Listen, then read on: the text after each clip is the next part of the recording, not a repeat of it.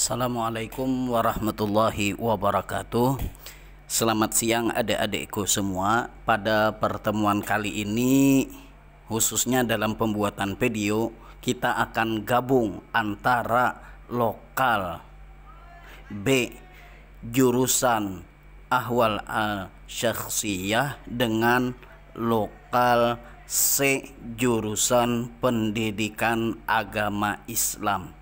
Di setiap lokal akan disajikan oleh 4 orang, baik lokal AS maupun lokal PAI. Nah, untuk penyaji pertama dari Ahwal Syakhsiyah disampaikan oleh saudari Septia, sedangkan dari lokal C disampaikan oleh Lamrah. Adapun penyaji kedua untuk lokal Ahwal al-Syakhsiyah adalah Sri Resnawati bersama dengan Maulidatul Hasanah dari lokal CPAI.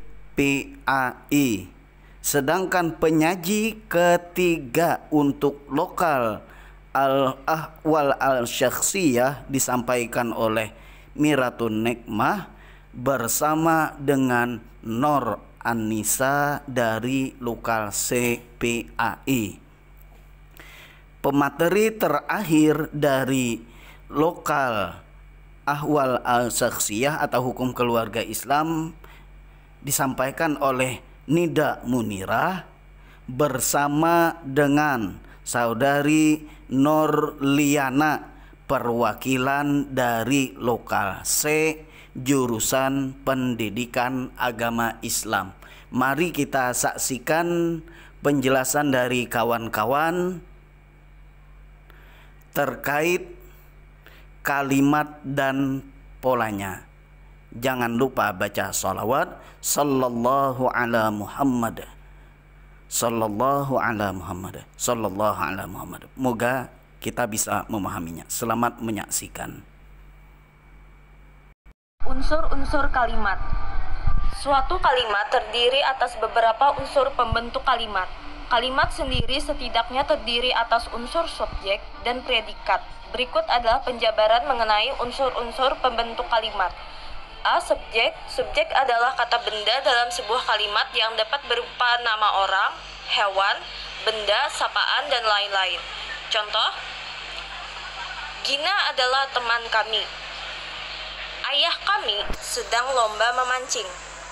Subjek memiliki 8 ciri sebagai berikut. 1. Kata atau frasa biasanya berkelas kata benda atau nomina. Contohnya pada kalimat berikut. Ilmu kehutanan akan tetap dibutuhkan selama manusia hidup di bumi. Kedua, nomina tidak pernah diawali kata tugas, kata depan atau kata sambung, karena kata tugas mengubah fungsi nomina menjadi keterangan. Kalimat berikut menunjukkan bahwa kata benda yang diawali kata tugas akan menjadi keterangan. Contohnya, tentang ilmu kehutanan membahas mengenai kelestarian pepohonan di hutan.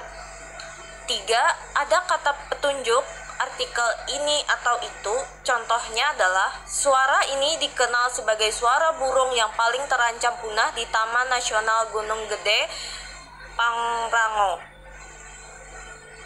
4. Subjek bukan kata ganti tanya. 5. Ada kalanya subjek bukan sebagai kata benda atau nomina, namun pada umumnya diikuti artikel ini atau itu. Sebagai contoh pada kalimat berikut, berenang itu menyehatkan. 6. Subjek dapat dicari dengan menggunakan kata tanya siapa dan apa. 7. Subjek dapat ditambahkan akhirannya. Sebagai contoh, masalahnya ialah tersangka tidak bisa digiring ke Polres untuk dimintai keterangan. 8. Pada struktur bahasa Indonesia, subjek pada umumnya berada pada awal kalimat. B. Objek. Objek adalah sebuah hal atau perkara yang akan menjadi topik pembicaraan. Fungsi objek adalah membentuk kalimat utama pada kalimat berpredikat transitif, memperjelas makna dalam sebuah kalimat, dan membentuk kesatuan atau kelengkapan pikiran dalam kalimat. Ciri-ciri objek. 1. Objek berada di samping kanan predikat tanpa disisipi kata kecuali pada kalimat pasif. Contoh kalimatnya adalah sebagai berikut. ETB mengadakan langkah-langkah pelestarian alam di sekitar kampus. 2. Kata atau perasa yang bisa menjadi objek berkelas kata benda. Contohnya, tingkat pendidikan petani yang rendah menyebabkan penguasaan teknologi minim. 3. Objek dapat berpindah posisi menjadi subjek bila predikatnya diubah menjadi pasif. Contohnya, pemerintah dapat menciptakan kondisi yang kondusif. Menjadi kondisi yang kondusif dapat diciptakan oleh pemerintah. 4. Objek dapat tersurat atau tersirat. Contoh objek tersirat terdapat pada kalimat berikut. Kecurangan dalam pemilu dilaporkan ke Mahkamah Konstitusi. Contoh kalimat objek tersurat sebagai berikut. Kecurangan dalam pemilu dilaporkan oleh Panwaslu ke Mahkamah Konstitusi. 5. Objek dapat diganti dengan akhirannya. C. Predikat. Predikat adalah bagian yang menandai apa yang telah diucapkan ataupun dituliskan oleh pihak pertama. Contoh, merokok membahayakan kesehatan. Keladi itu tumbuhan. Ciri-ciri predikat dalam sebuah kalimat adalah sebagai berikut. 1. Pada umumnya predikat berada di sebelah kanan subjek. 2. Predikat menjelaskan subjek sebagai kalimat menjadi bermakna. Sebagai contoh, sektor kehutanan berkembang secara fluktuatif. 3. Predikat dapat berkategori kata kerja atau verba, kata benda atau nomina, kata depan, preposisi, atau kata sifat adjektiva. Sehingga predikat menyebabkan beberapa jenis kalimat tunggal. 4. Predikat mengisyaratkan perlu tidaknya kata lain di sebelah kanannya agar kalimat menjadi lebih lengkap. 5. Pada umumnya, predikat dapat dicari dengan menggunakan kata tanya bagaimana. 6. Predikat dapat diikuti partikel lah. Contohnya adalah sebagai berikut. Tertawalah ia pada saat malam itu. Assalamualaikum warahmatullahi wabarakatuh. Nama saya Lamrah, saya penyaji 1 akan membawakan materi tentang pengertian kalimat. A. Pengertian kalimat. Kalimat sebagai satuan bahasa lebih besar daripada kata atau frasa. Umumnya muncul dalam tulisan atau pembicaraan berupa rangkaian kata yang menyatakan pikiran tertentu yang secara relatif dapat terdiri sendiri, dan intonasinya menunjukkan batas antara sesamanya. Itulah yang disebut kalimat. Setiap kalimat yang muncul dalam tulisan atau pembicaraan masing-masing menyatakan pikiran yang terbatas, tetapi tetap untuk baik secara tersurat maupun tersirat. Kalimat adalah satuan bahasa terkecil yang merupakan kesatuan pikiran. Dalam bahasa lisan, kalimat diawali dan diakhiri dengan kesenyapan. Dalam bahasa tulis, diawali dengan huruf kapital dan diakhiri dengan tanda titik, tanda seru, atau tanda tanya. Kalimat disusun berdasarkan unsur-unsur yang berupa kata, frase, atau klausa. Jika disusun berdasarkan pengertian di atas, unsur-unsur tersebut mempunyai fungsi dan pengertian tertentu yang disebut bagian kalimat. Ada bagian kalimat yang tidak dapat dihilangkan, disebut inti kalimat, subjek, dan predikat. Sedangkan bagian yang dapat dihilangkan bukan unsur inti kalimat, objek, keterangan, dan pelengkap. Bagian inti dapat membentuk kalimat dasar, dan bagian bukan inti dapat membentuk kalimat luas. Sekian dan terima kasih. Bab 2. Pembahasan. 1. Pengertian kalimat. Kalimat adalah kumpulan kata yang setidaknya terdiri atas subjek dan predikat. Kalimat pun dapat terbentuk dari satu klausa maupun beberapa klausa. Kalimat menurut Syiawasteriwati 2015 secara kebahasaan Dalam wujud lisan, kalimat diiringi oleh alunan titik nada, disela oleh jeda, diakhiri oleh intonasi selesai, dan diikuti oleh kesenyapan yang memustahilkan adanya perpaduan atau amilasi bunyi. Dalam wujud tulisan huruf Latin, sebuah kalimat ditandai dengan adanya berbagai tanda baca yang menunjukkan seperti apa kalimat harus seperti apa dibaca. Menurut Kerida Laksana 2001, kalimat adalah satuan bahasa yang secara relatif berdiri sendiri, mempunyai pola intonasi final, dan secara aktual maupun potensial terdiri atas klausa. Klausa bebas yang menjadi bagian kognitif percakapan, satuan proposisi yang merupakan gabungan klausa atau merupakan satu klausa yang membentuk satuan bebas. Jawaban minimal satuan salam dan sebagainya. Kalimat menurut Arifin dan Tasai 2002 adalah satuan bahasa terkecil dalam wujud lisan atau tulisan yang mengungkapkan pikiran yang utuh. Sekurang-kurangnya kalimat dalam ragam resmi, lisan dan tulisan harus memiliki subjek dan predikat. Menurut KBBI Kamus Besar Bahasa Indonesia, kalimat adalah 1. Kesatuan ujar yang mengungkapkan suatu konsep pikiran dan perasaan. 2. Perkataan linguistik. 3. Satuan bahasa yang secara relatif berdiri sendiri, mempunyai pola intonasi final dan secara aktual maupun potensial terdiri atas klausa. Ciri-ciri kalimat. Kalimat memiliki ciri-ciri sebagai berikut. Pertama, merupakan satu kesatuan bahasa yang memiliki fonem dan morfem. Fonem adalah bunyi pada sebuah bahasa yang membedakan makna dalam sebuah kata, sedangkan morfem adalah bentuk bahasa yang mengandung arti pada sebuah kata. 2. Dapat berdiri sendiri meskipun tidak ditambah dengan kalimat lengkap. 3. Mempunyai pola intonasi akhir. 4. Adanya huruf kapital dan tanda baca dalam sebuah kalimat. Assalamualaikum warahmatullahi wabarakatuh. Saya Maulidatul Hasanah, saya sebagai penyaji 2 akan memberikan materi tentang pola dasar kalimat, yaitu SP dan SPO. SP merupakan pola dasar kalimat yang paling sederhana karena berupa subjek dan predikat saja. Contohnya, ayah bekerja, ayah sebagai subjek, bekerja sebagai predikat. Contoh lain, petani bercocok tanam, petani sebagai subjek, bercocok tanam sebagai predikat. Yang kedua ada SPO. SPO merupakan pola dasar kalimat yang terdiri dari subjek, predikat, dan objek. Contohnya, ibu menanak nasi, ibu sebagai subjek, menanak sebagai predikat, dan nasi sebagai objek.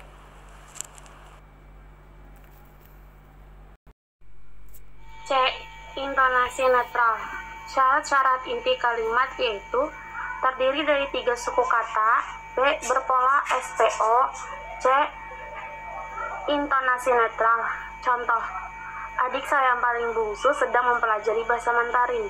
Kalimat inti, adik mempelajari. Inti kalimat, adik mempelajari bahasa Mandarin. 6. Pola kalimat dasar. Kalimat dasar mengacu pada kalimat tunggal deklaratif afirmatif. Terdapat 4 ciri kalimat dasar bahasa Indonesia yang dalam hal ini mengindikasikan kalimat dasar identik dengan kalimat tunggal deklaratif afirmatif yang urutan unsurnya paling lazim. Keempat ciri tersebut adalah 1. Terdiri dari 1 klausa, 2.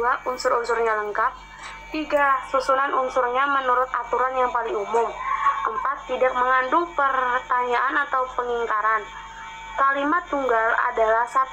Kalimat tunggal adalah 1 kalimat yang memiliki 1 klausa seperti subjek dan predikat, hanya ada 1 yang merupakan 1 kesatuan. 2. Terdapat semua unsur wajib yang diperlukan. Dan 3. Tidak mustahil juga terdapat unsur manusaka seperti keterangan tempat, alat, dan waktu yang memungkinkan kalimat tunggal berwujud panjang. Subjek, predikat, dan pelengkap. Biasanya pola ini digunakan dalam contoh kalimat deklaratif aktif intransitif, contoh Contoh kalimat deklaratif semitransitif, kalimat aktif intransitif, dan contoh kalimat aktif semitransitif. Contohnya tuh, tubuhnya berlumuran keringat. Tubuhnya tuh sebagai subjek, berlumuran tuh predikat, dan pelengkapnya itu keringat. Contoh lagi, anak-anak sedang bermain layang-layang. Anak-anak itu sebagai subjeknya, sedang bermain itu predikatnya, dan pelengkapnya itu layang-layang. Yang keempat itu SPK, merupakan pola yang terdiri atas subjek, predikat, dan keterangan. Pola ini biasanya dapat dijumpai pada kalimat deklaratif aktif intransitif dan kalimat aktif intransitif. Contohnya, Assalamualaikum warahmatullahi ialah kalimat yang berisi informasi pokok dalam struktur inti yang belum mengalami perubahan. Perubahan ini dapat berupa penambahan unsur seperti penambahan keterangan kalimat, subjek, predikat, objek, dan pelengkap. Kalimat dasar dapat dibedakan menjadi 8 macam sebagai berikut. 1. Kalimat dasar berpola subjek predikat. Predikat kalimat untuk tipe ini dapat berupa kata kerja, kata benda, kata sifat, atau kata bilangan. 2. Kalimat dasar berpola subjek, predikat, dan objek. Kalimat dasar ini memiliki unsur subjek, predikat, dan objek. Subjek berupa nomina atau frasa nominal, predikat berupa verba transitif, dan objek berupa nomina atau frasa nominal. Yang ketiga, kalimat dasar berpola subjek, predikat, dan pelengkap. Kalimat dasar tipe ini memiliki unsur subjek, predikat, dan pelengkap. Subjek berupa nomina atau frasa nominal, predikat berupa verba intransitif atau kata sifat, dan pelengkap berupa nomina atau adjektiva. Yang keempat, kalimat dasar berpola subjek, predikat, objek, dan pelengkap. Subjek berupa nomina atau frasa nominal, predikat berupa verba intransitif, objek berupa nomina atau frasa nominal, dan pelengkap berupa nomina atau frasa nominal. Kelima, kalimat dasar berpola subjek, predikat, dan keterangan. Kalimat dasar tipe ini memiliki unsur subjek, predikat, dan harus memiliki keterangan yang diperlukan oleh predikat. Subjek berupa nomina atau frasa nominal, predikat berupa verba intransitif, dan keterangan berupa verba berpreposisi. Yang keenam, kalimat dasar berpola subjek, predikat, objek, dan keterangan. Yang ketujuh, kalimat dasar berpola subjek, predikat, pelengkap, dan keterangan. Yang kedelapan,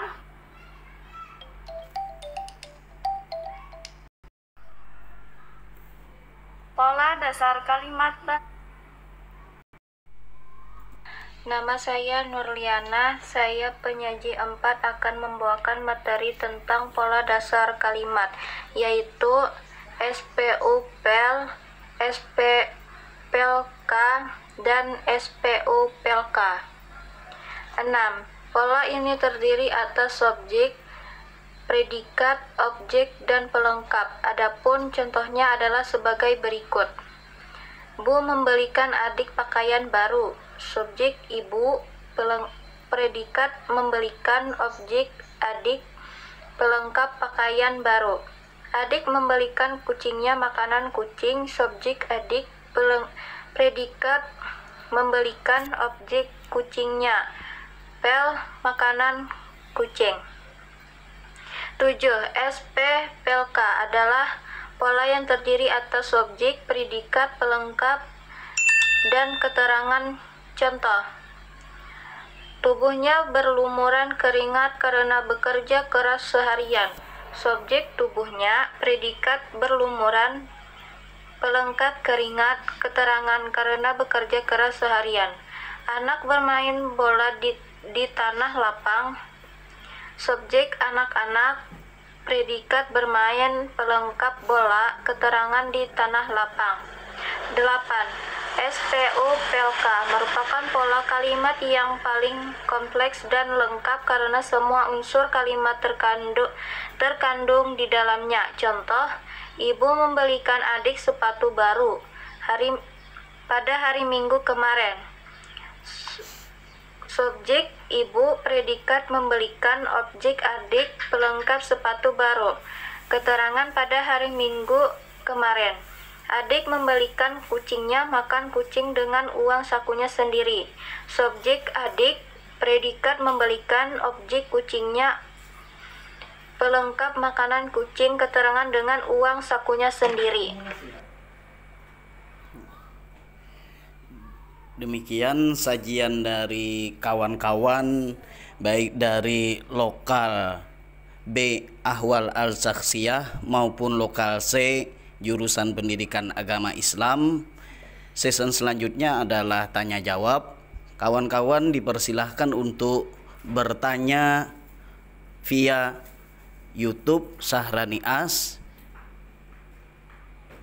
Namun semua pertanyaan juga harus disampaikan kembali pada aplikasi Edlink Sivima, sebab Edlink Sivima adalah aplikasi resmi yang dipergunakan untuk kampus Tairaha Amuntai. Jadi Bapak ulang, untuk pertanyaan silahkan sampaikan di akun YouTube Sahrani As. Di sana bebas.